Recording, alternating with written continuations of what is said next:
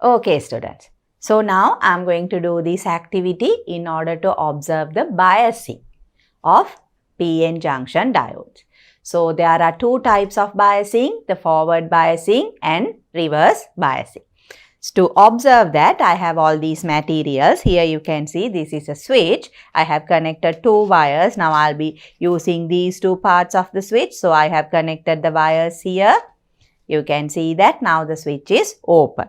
Now then I have dry cells, two dry cells. Now here you can see this is the positive terminal and the negative terminal of the dry cell. So I have to insert them into the case. So here already I have the negative, positive. So negative, positive.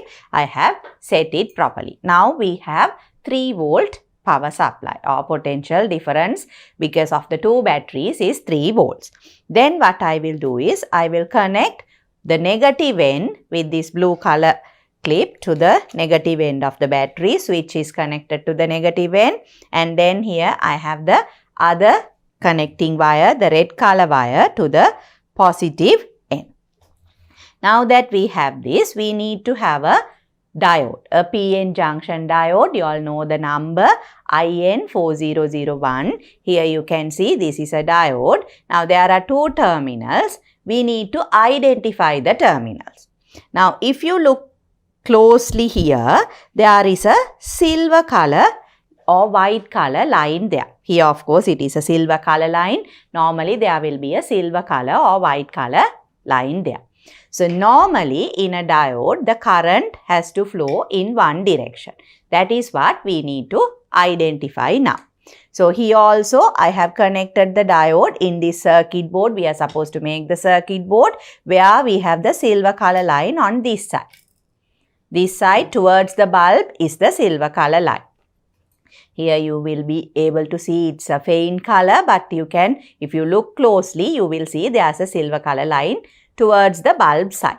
So here this is the brown color wire and the blue color wire. So we have the conducting wire, then the diode connected to the bulb, and there is a continuous connection. If you look at it, everything is a complete circuit there once we connect this conducting wire. So what I will do is I will connect this to the brown color terminal and this to the blue color terminal. Okay, so now I have connected the circuit. You all can see, students, I have two batteries, so there is a potential difference of 3 volts provided to the circuit. So then I have the switch here, then the conducting wires are connected. So starting from the batteries, the potential difference is supplied. Then here you can see this is the diode. Now if you look at the diode, now I have, for you all to understand, I have this diagram also. This is how we have connected the diode. Now if this is the symbol for the diode, this is the P terminal, that is the N terminal. So now the P terminal has been connected to the positive terminal of the battery, and on the other side N terminal to the negative terminal of the battery. This is how it is connected in this direction. Now the switch is open now. If I close the switch, you all have to observe what will happen. Now when I close the switch, that means it's on. Look at the light bulb. You can see it light. So that means there is current flowing through the diode. If current flows through the diode, we say that the diode is forward biased. So now if I open the switch, bulb does not light because there is no current flow. When I close the switch or on the switch, you can see the bulb light. So there is current flowing through the diode, and the diode is said to be forward biased. So you have to remember, here the positive terminal of the battery is connected to the P terminal of the diode, that is this terminal of the diode, and the negative terminal of the battery is connected to the N terminal, that is this side of the diode. And also if you look at the physical appearance, the silver color line is towards the N terminal of the diode. So now I'll open the switch. Now what do we need to do? We need to change the terminals of the battery. So I'll remove the clips. and then I will switch the batteries. Now you all know this side is the negative terminal. Here you can see this is the negative terminal. This is the positive terminal. I have changed the terminals of the battery. So now what I am going to do is I am going to connect the negative terminal of the battery to the P terminal of the diode.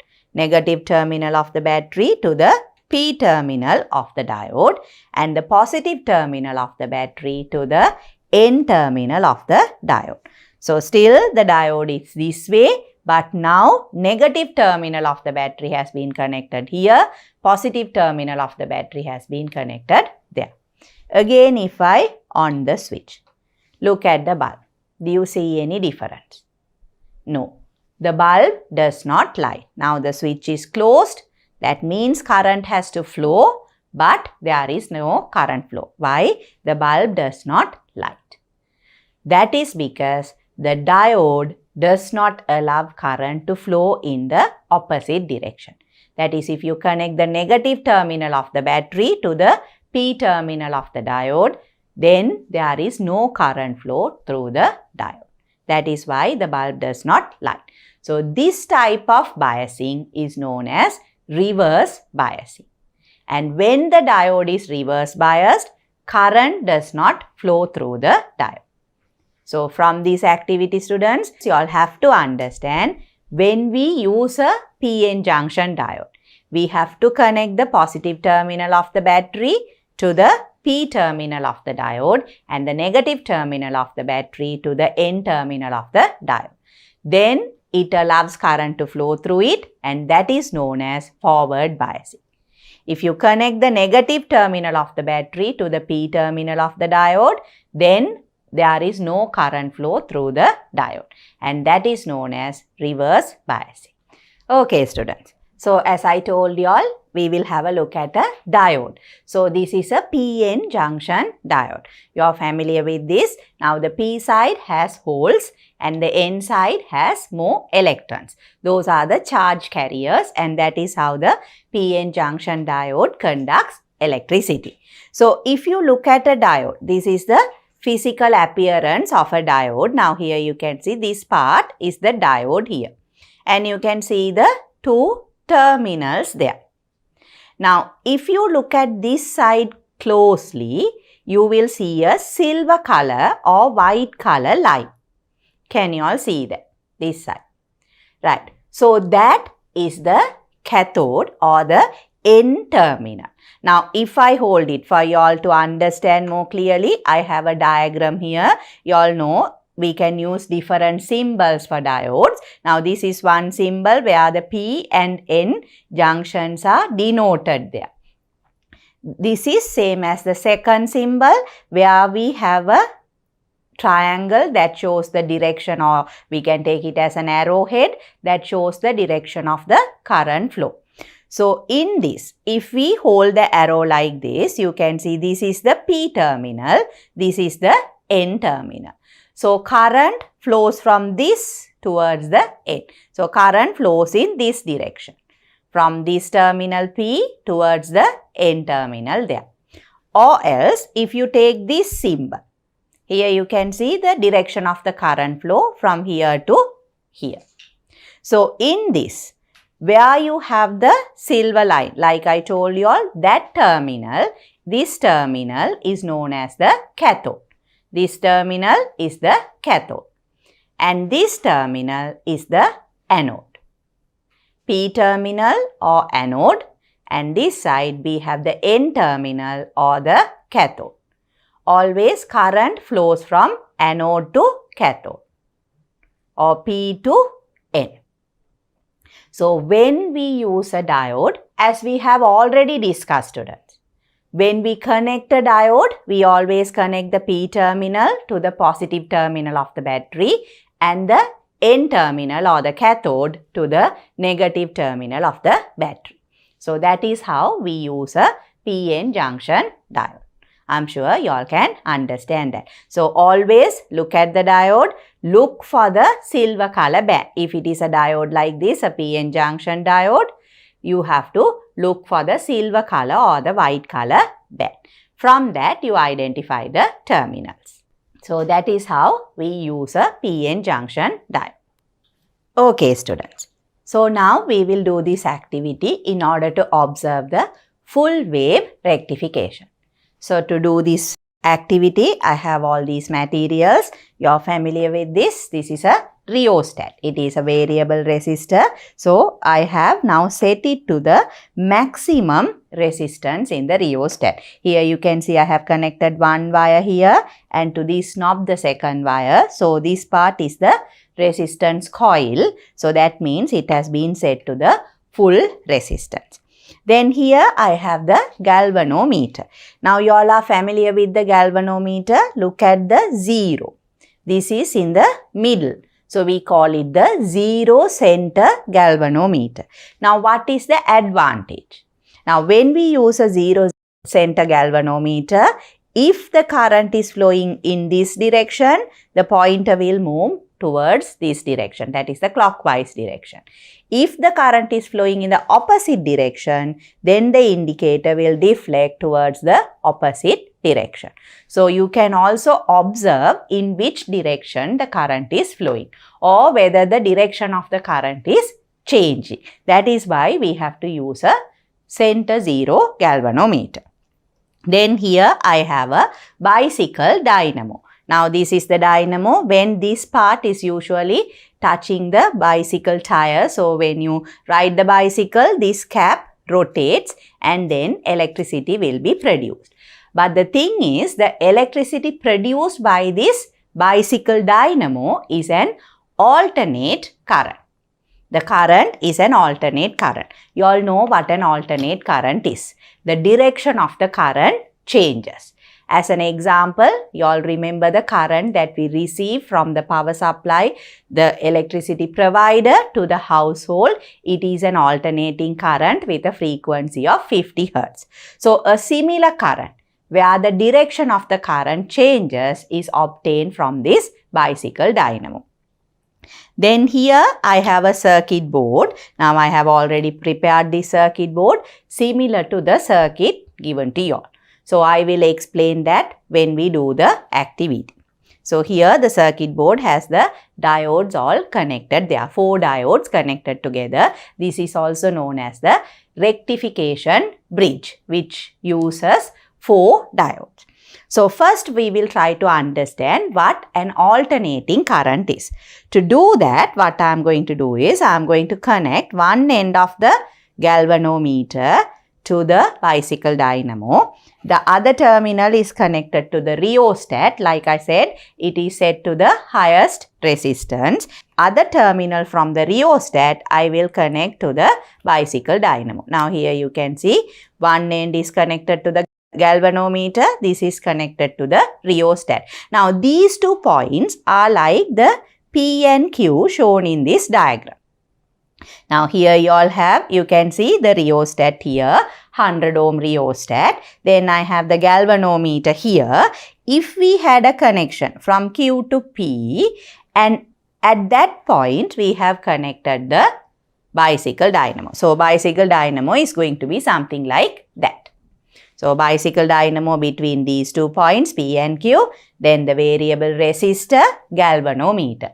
This is to observe the alternating current. So observe the pointer or the deflector here when I rotate this head. Now when I do this, can you all see a deflection? What is happening there? Does it move in one direction or is it moving in both directions? I am rotating it in the same way. Bicycle dynamo, I am rotating it in the same direction. Look at this indicator. What happens there? Can you all see the indicator moving to both directions? Can you see that? So at one point it comes this side, then to this side. It is rotating in both directions. That is an alternating current. So when there is an alternating current flowing, the deflector of the galvanometer or the point of the galvanometer will move in both directions. So the current that is coming from the dynamo is an alternating current. You all can understand that.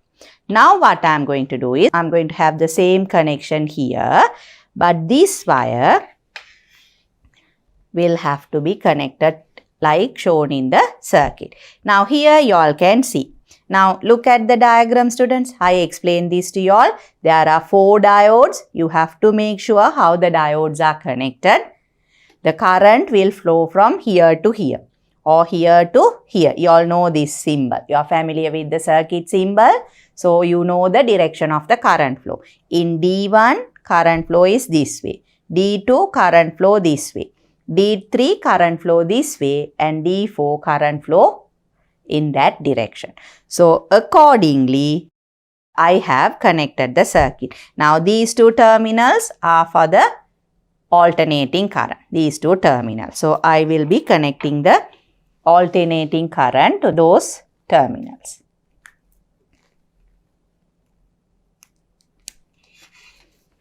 So this is going to the alternating current.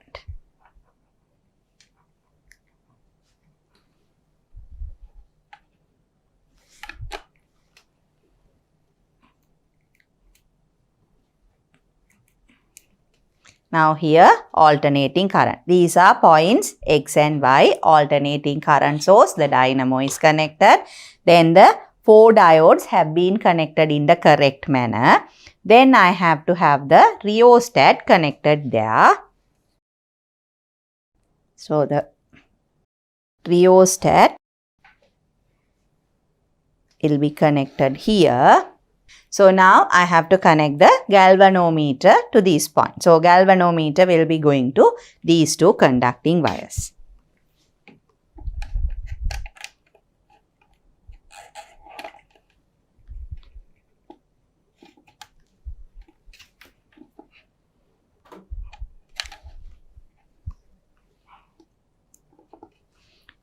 Now can you all see the circuit clearly?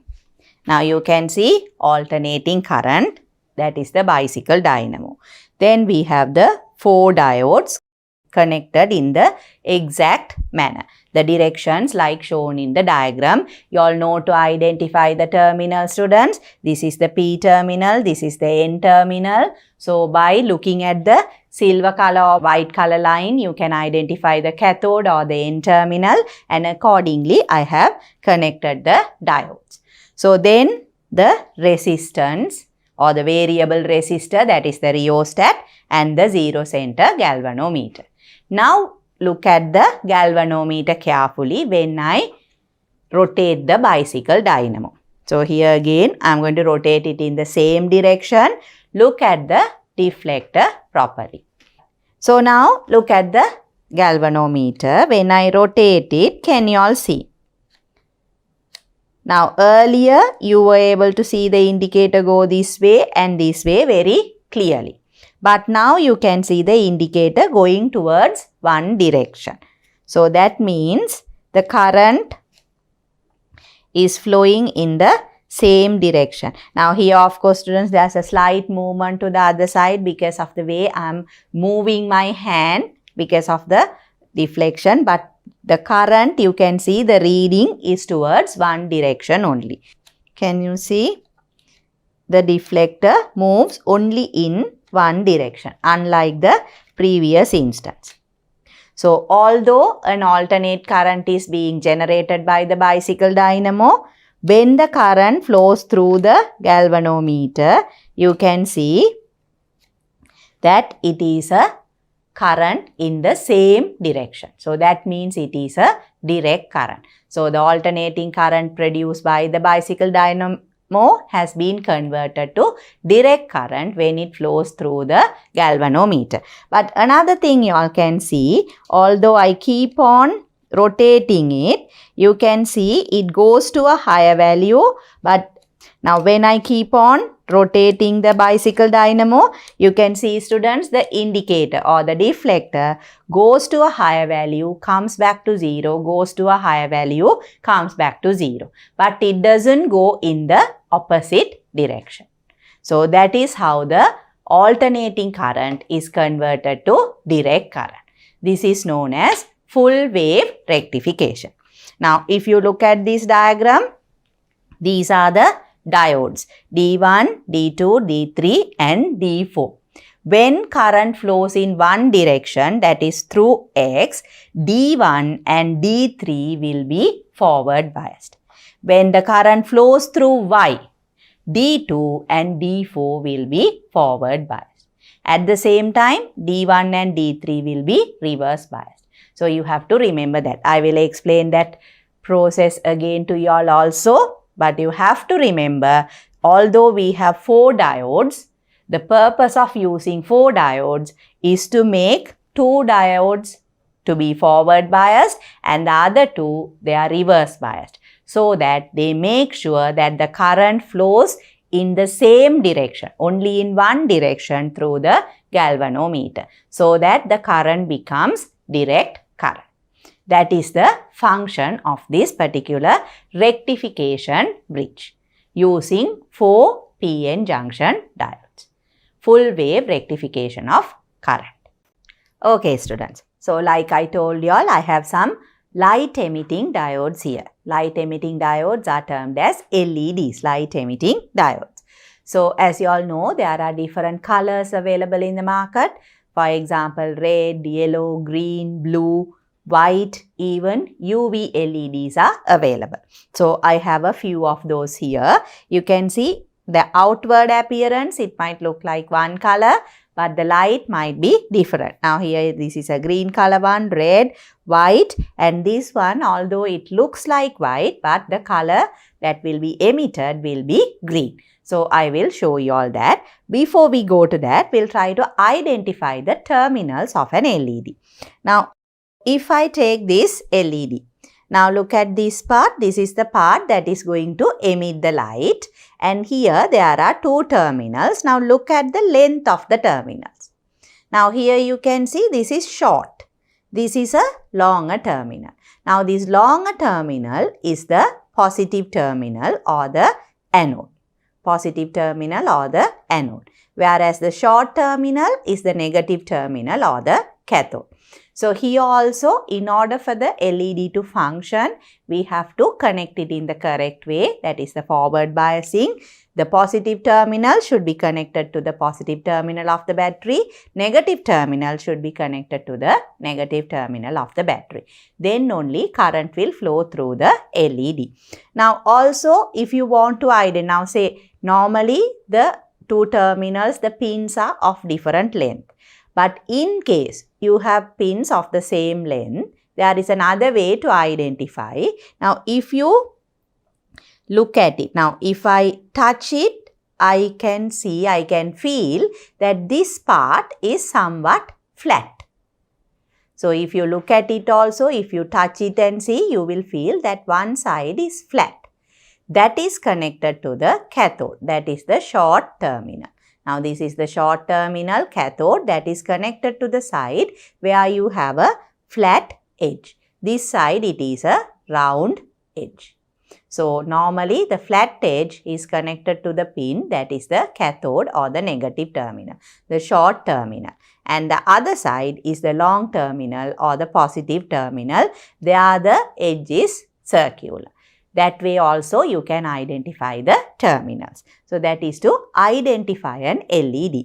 Now we will see, now this is the negative terminal, this is the positive terminal. First I will connect the negative terminal with the positive terminal of the battery and this positive terminal to the negative terminal of the battery.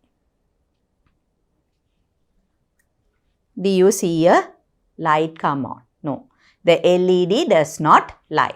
So, this negative terminal to the positive terminal of the dry cell, positive terminal to the negative terminal of the dry cell, the LED does not light. So, if I change the terminals, now I have connected, you can see the short terminal, negative terminal to the negative terminal of battery and the positive terminal to the positive terminal of the battery. Here you can see the LED lights. So, from this observation, you all can understand always we have to connect the positive terminal of the LED to the positive terminal of the battery and that is usually the long pin. and the short pin is the negative terminal that has to be connected to the negative terminal of the battery. Just to see the colors, I will show you all the other LEDs as well. Again here, this is the positive terminal. You can see short pin, long pin. You can see the difference in length, long pin, short pin. So, positive, negative. I'll connect the positive terminal here and the negative terminal there. So, there you can see the light come on. So, then we have another one. Again, here also you can see, students. Now, in this you can't really differentiate, but this is the longer terminal, that is the shorter terminal. So, positive to positive and negative to negative. Can you see the light? You can see the light. So, that is another color. Then, like I said, this is another one. Here also, this is the longer terminal, positive, and that is the shorter terminal, negative. Can you see the light? The green color light. So, that is how the LEDs work. So, this is what you need to remember. LEDs are diodes that emit a light. So, it can be of different colors. You saw the different colors. They again have two terminals. Usually, the long terminal is the positive terminal or the anode. Short terminal is the negative terminal or the cathode. And the positive terminal has to be connected to the positive terminal of the dry cell, and the negative terminal of the LED should be connected to the negative terminal of the dry cell. So, this also allows current to flow in one direction. So, that means when the LED is forward biased, it allows the current to flow through it. And depending on the color of the LED, you might need to supply different values of potential difference. Then only the LED will work. Those are the things that you need to know about the LED and the outward appearance of the LED. Okay, students. So, as I told you all, I am going to show you all a transistor, the physical appearance of a transistor. You all know now transistors have two PN junctions. That is why there are three terminals. And you all know charges are emitted from the emitter and the charges are collected by the collector, the two terminals at the two ends. And the middle terminal is the base. So, there are three terminals: emitter, collector and base. Now, to identify a transistor, if you look at it, here you can see this is the part where you have the transistor and the three terminals. So, when you look at the three terminals, you all know, okay, this is the transistor. And if you look at the shape of this transistor, you can see it is like a semicircle, a shape that is shown in this diagram. The top surface is flat and then you have a semicircle, half circle shape. Now, if you want to identify the pins of the transistor, now here you can see the pins, but when you want to identify them, the pins have to be facing towards yourself and also the flat surface has to be on top. Now, there are different transistors with different numbers. I am not going into that, just to identify the terminals. The flat surface has to be on top, the terminals has to be facing you. There you will see the first terminal, that is towards your left side, is going to be the emitter. The middle one is the collector and the one onto your right side is going to be the base. Similar to this diagram. Emitter, collector, base. Emitter on the left side, middle is collector, base on the right side. So, out of these, this is the base. What is on my right side is the base. Then you have the emitter on the left side and middle is the collector. So, that is how you identify the pins. So, when we use this transistor, we will be connecting it in a circuit board like we did in the previous activities. So, we have to make sure that we connect the correct terminals. That is how we use the transistor. Okay, students. So, now I am going to do this activity in order to observe the current amplification process of a transistor or transistor being used as a current amplifier. So, to do this activity, we need all these Materials, here you can see I have connected 2 dry cells. So 1.5 voltage each, that means 3 volts are connected here. Same goes here also. 2 dry cells, 1.5 volt each. So altogether 3 volt potential. Then I have 2 switches. You can see both are in the off position. You can see here 0 is the off position, 1 is the on position. Same goes for this. Then 2 light bulbs that also are connected. Then here you can see this is a volume control resistance, a variable resistor, a volume controller. You can see here I can rotate this knob and I can adjust the volume. This knob can be rotated so as to adjust the resistance. That is how we use the volume controller as the variable resistor. Then we have the transistor here. Now here it is marked as NPN, but from the arrow also you can identify the terminals. Now this terminal is the emitter. Always the arrow comes with the emitter. So when the arrow is pointing outwards, you all know it is an NPN transistor. The current flow is shown by the direction of the arrow head. And this is the base, and here we have the collector. So emitter, base and collector, it is an NPN transistor. Now you all can look at this circuit. We have the NPN transistor here, the same as this. Then look at this first circuit, that is the input circuit. Here you can see to the emitter, the switch is connected. Then here you can see the battery is connected there. Then you can see this component, that is the volume controller, that is connected here. Then we have L1, that is this. This is bulb 1 or light 1. And the transistor again to the base, the conducting wire is connected. And this is going to be the input circuit. This side is going to be the input circuit, and this is S1. S1, L1 and the transistor, volume control resistance and the bulb. Then on this side, again you can see here emitter is common to both the circuits. Now again here this is the emitter. You can see both the wires are connected, this side and this side.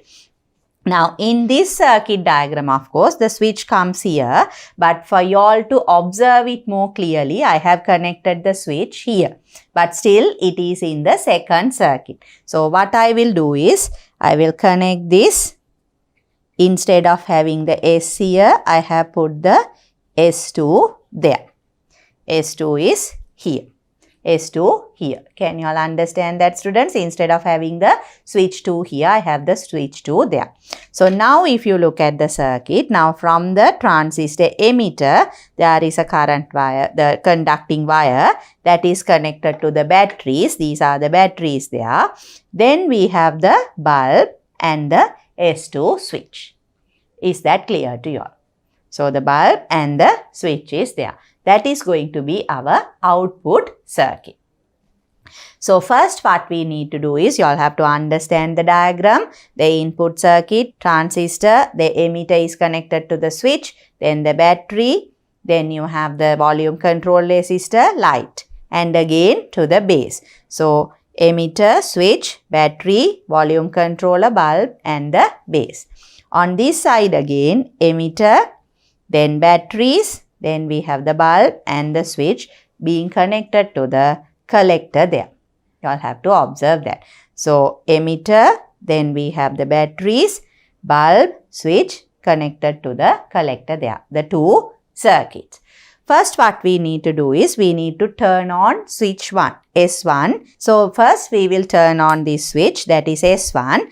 You can see the bulb does not light because the resistance has to be adjusted here. So now I will adjust the volume controller. Here you can see until the bulb just lights. Now here you can see the bulb lights. This is how we are going to use the circuit. Now the resistance has been adjusted. Now this is a table given in your textbook. You can see the positions of both the switches. So here you can see S1 and S2. We have to have them in different positions and we need to observe the bulb, that is L1 and L2 here. We need to see whether they light up and the brightness. So the first two of course is filled up for y'all, but we will see whether that happens here as well. So the first situation, both the switches are off. Now here you can see the switch 1 is off, switch 2 is off. So here L1 does not light up, so it doesn't light up. L2 also does not light up. So that is the first stage. We have observed this one. Then the second combination, we need to switch on S1. Now if I switch on S1, you all can see bulb 1, that is L1 lights up. Here you can see L1 is lights up and the brightness is less. You all can understand this is less brightness.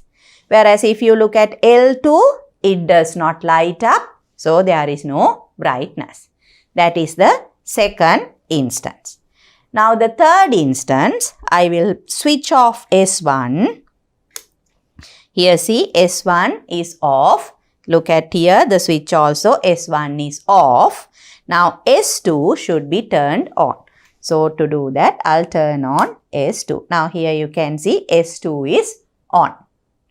But can you see any bulbs lighting up? No. Both the bulbs do not light up. So there is no brightness.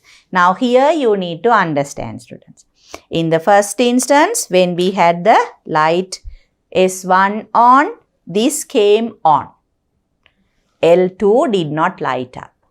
But here in this instance, S1 is off, S2 is on, but both the lights do not come on. So that is a difference. Now what I will do is, I will turn on both the switches. The last instance, you can see we need to turn on both the switches. So I'll put S1 on. You can see the light, bulb light, and S2 also on. Now you can see both bulbs L1 and L2 have lighted up, and the brightness of L1 is less, brightness of L2 is more. So both light up, lighting up, but this is less, L2 is more. So that is the last instance. Now what can you understand from this observation? We have the same potential difference. A less brightness means only a less amount of current is flowing through this circuit. So here this is, as I said, is the input circuit. Less current flows through the input circuit, whereas this circuit where you have L2, the brightness of the bulb is more. That means the current flow is also more. So that means this is the output circuit. Through the output circuit, the current is more. So less current through the input circuit, more current through the output circuit. So that means the current has been amplified. The current that was given to the input circuit has been amplified in the output circuit. That you can identify from the brightness of the bulbs. So I'm going to switch them off. And you saw as I switched off S1 itself, both the bulbs went off. So this is what you all need to understand, students. Always, for the circuit to function, S1 has to be on. Now here see, when S1 is on only, there is bulbs lighting. Here see S1 on, then only you see the bulbs lighting. So when S1 is on and S2 is off, still L1 lights. But when S1 is off and S2 is on, the bulbs do not light up. So from that you all have to understand, always there should be a current flow through the input circuit for the transistor to function as an amplifier. And also the current flowing through the input circuit is amplified in the output circuit. That is the current amplification process of a transistor. So that is what we understand from the brightness of the bulbs. Okay, students. So now I am going to do this activity in order to observe the signal amplifier function of a transistor. Signal amplification done by a transistor. So to do the activities, I have all these materials here. Now I have a dry cell This is a 9-volt battery. Even if you use a 3-volt battery, that should be more than enough. Then I have the circuit board. In the circuit board, you can see this is the transistor. The 3 pins are already, now here I have already made the circuit connection according to the same diagram. So the 3 pins have been connected. First look at the diagram here. Now from this, now the arrow is pointed outwards. So what type of transistor is that? It is an NPN transistor.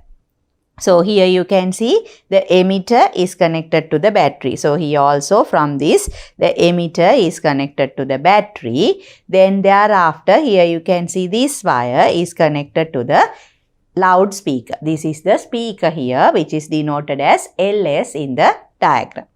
And then when we look at the other connection, here you can see this is a fixed value resistor. You can see the color bands. You are familiar with fixed value resistors. So this is the 22 kilo ohm fixed value resistor, and then here this component is the capacitor. This is the capacitor. Here you can see 0.1 microfarad capacitor. Then on this side, between points A and B in the circuit, A is connected to the capacitor, which is connected to the base of the transistor, and point B connected to the emitter of the transistor. Now between these 2 points, we need to provide an audio frequency signal. Now to give that audio frequency signal, I have a microphone here and I have a stopwatch. You all know from the stopwatch we can hear the ticking sound. So that is a audio frequency sound, a sound that we can hear, and it is a very soft sound, so we can hear it faintly. Then if I hold the microphone near the stopwatch, you should be able to hear the amplified sound from the speaker. Then you will understand the function of this particular transistor as a audio frequency or audio signal amplifier. So this is the circuit. Like I said, the transistor, NPN transistor, emitter is connected to the battery, then to the speaker, then the base is connected to the capacitor, that is in turn connected with the audio frequency signal generator, that is the AF signal generator, that is again connected to the emitter. And on this side, between the base and the collector, you can see the speaker as well as the resistor, the very high value fixed value resistor. So first I need to connect the battery.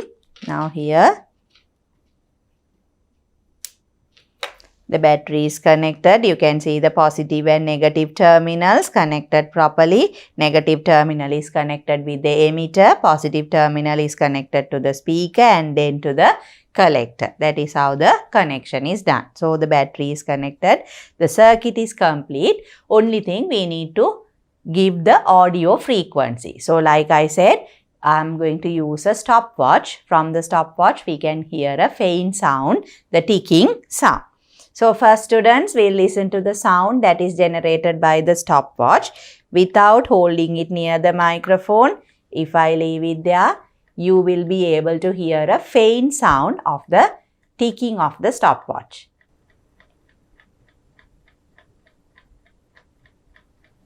Now I will hold it near the microphone. This is the microphone. Here you can see I'm holding it near the microphone. Now listen to the sound carefully. Can you all hear an amplified sound? I'm sure you all can hear it more clearly than before. So that is how the sound amplification or the audio amplifier function of the transistor occurs. You provide an audio frequency sound and then that sound is amplified and the amplified sound will be heard through the speaker. So for that we use this particular circuit where we use an NPN transistor that is connected in this manner. So now I have removed the microphone and the stopwatch also. This is the circuit we have here, students. So like you can see, the transistor is here, the speaker is connected to the collector, then you can see the battery connected to from the collector, emitter collector circuit, the battery is connected, and here you can see the 22 kilo ohm fixed value resistor and the capacitor there.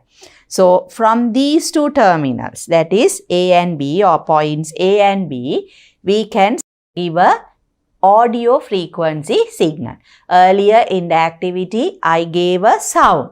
So this was the sound coming from the stopwatch. I told you all I was able to hear the more amplified sound. I'm sure you also heard it, but it's a faint amplification. But if we connect it to a audio frequency generator here, then of course you will hear the amplified sound even more clearly. So that is how we observe the amplifying process or the signal amplifier process of a transistor. So you all saw the way the sound is amplified. When we hold the clock near the microphone, you were able to hear a little more louder sound. Just to confirm that just for you all to see, because it's not possible for you all to see it and hear it as I am seeing it in the lab. So just to show you all that the speaker is working, what I will do is, I will put a few regiform balls onto this. Very light ones, and if I blow into this microphone, you can see the regiform balls moving, so you know that the speaker is working. That is just to confirm that part. So here you can see when I just blow, obviously you won't be able to hear so much of sound.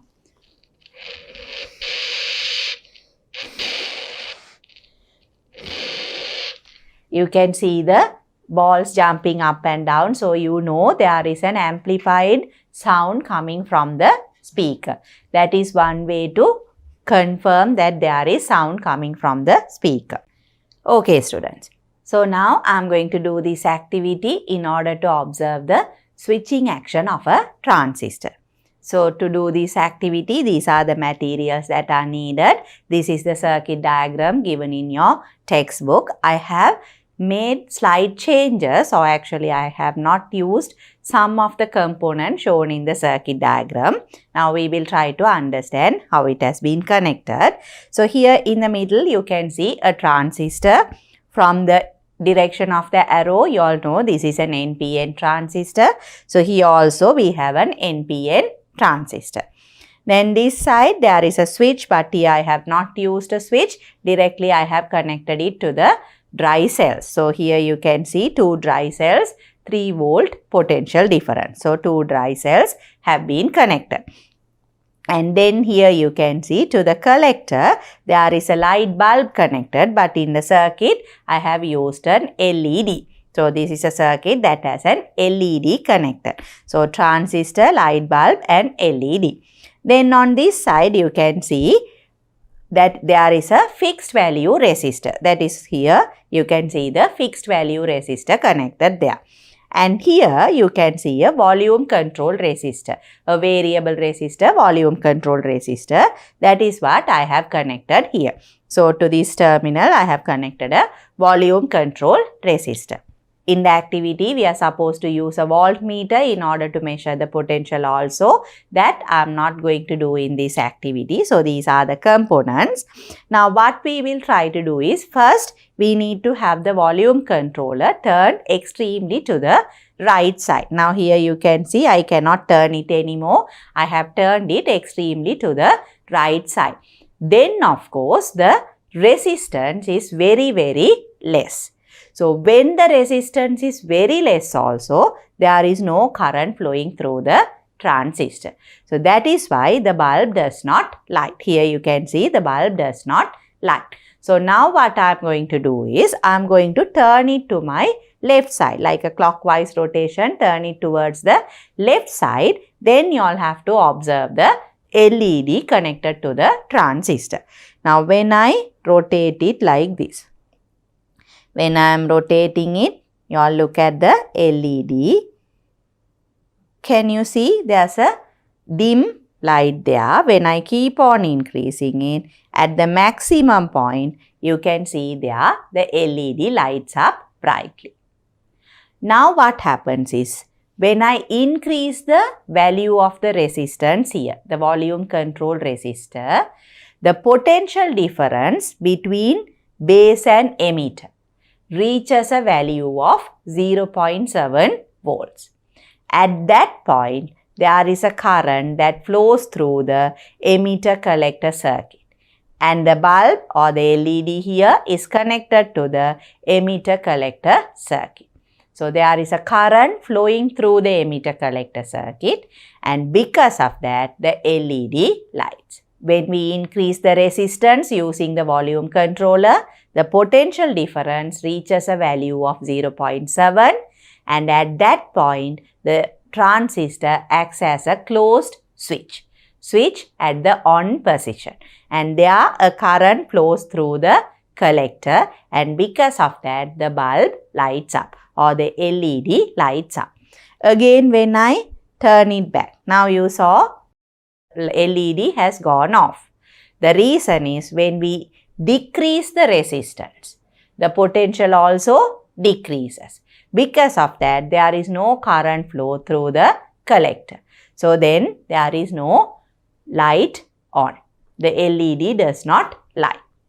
So, here you all can understand, students, by adjusting the potential difference or based on the resistance of the volume controller, the potential difference across the base emitter circuit changes. Based on that, the light comes on and it can be turned off.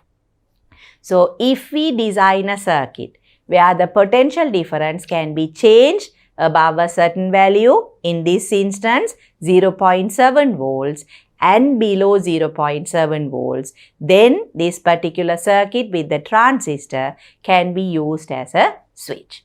Below 0.7, that is between base and emitter, it is switch at the open position, switch off. 0.7 and above, it becomes a closed switch and the bulb comes on. So, that is how the transistor acts as a switch.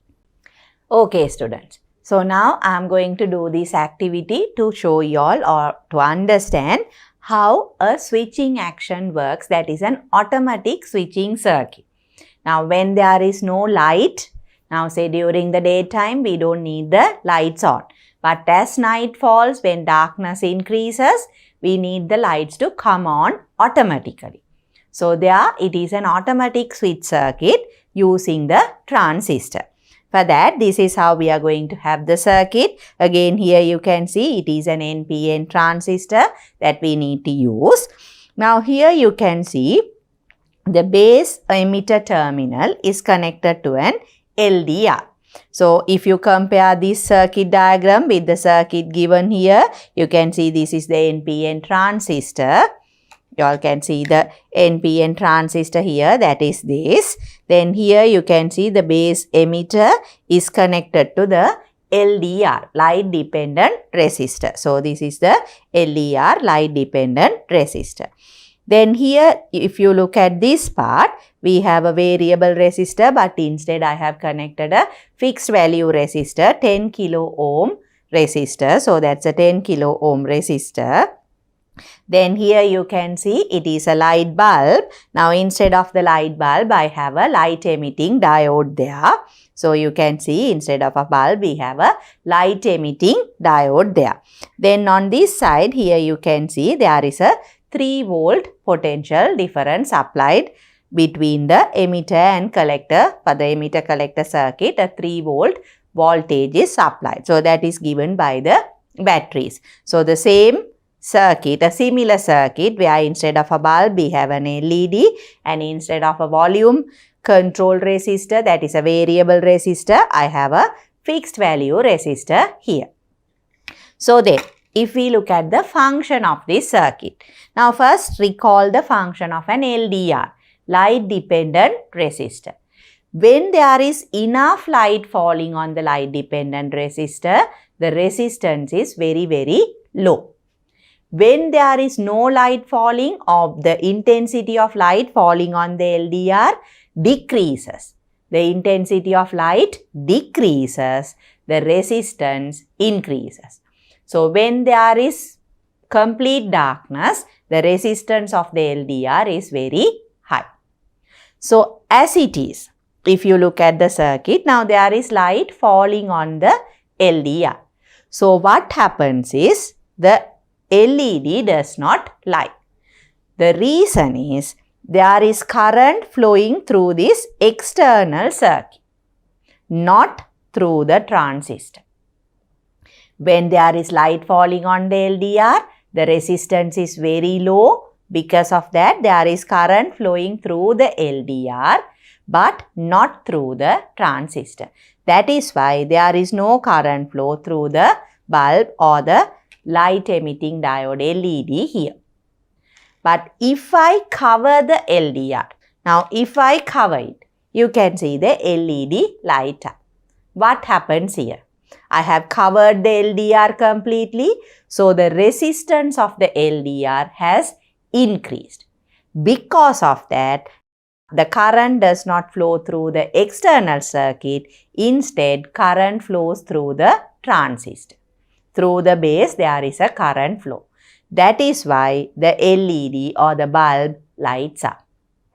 So, when there is darkness, LDR is sensitive to that. Resistance of the LDR increases. Because of that, a current flows through the transistor and the bulb lights up. So, that is what happens. Now, let's say the intensity of the light decreases gradually.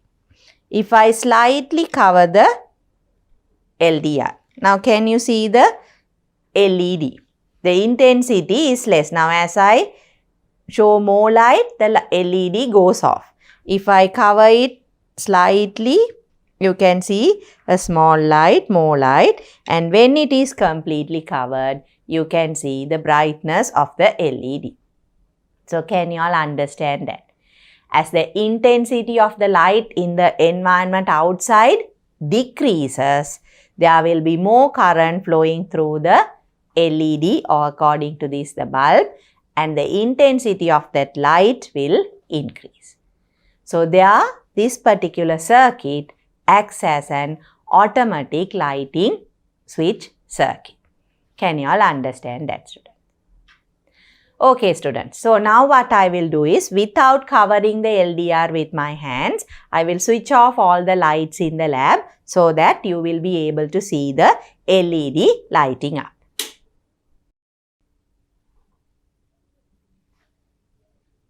So, now students, can you all see the light bulb? The same circuit, I haven't done any changes. I am not covering the LDR, but the light in the room inside the laboratory is less. So, you can see the LED has lit up and it is a very bright light. So, that is how the automatic switching circuit functions. So, with that, students, you all were able to understand when all the lights in the lab were switched off, you were able to see the LED light up. So, that is how an automatic lighting circuit functions.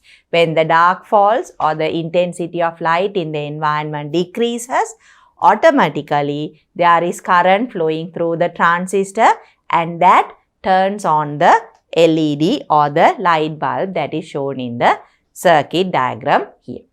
That is the function of a transistor as an automatic switch. Light sensitive automatic switch.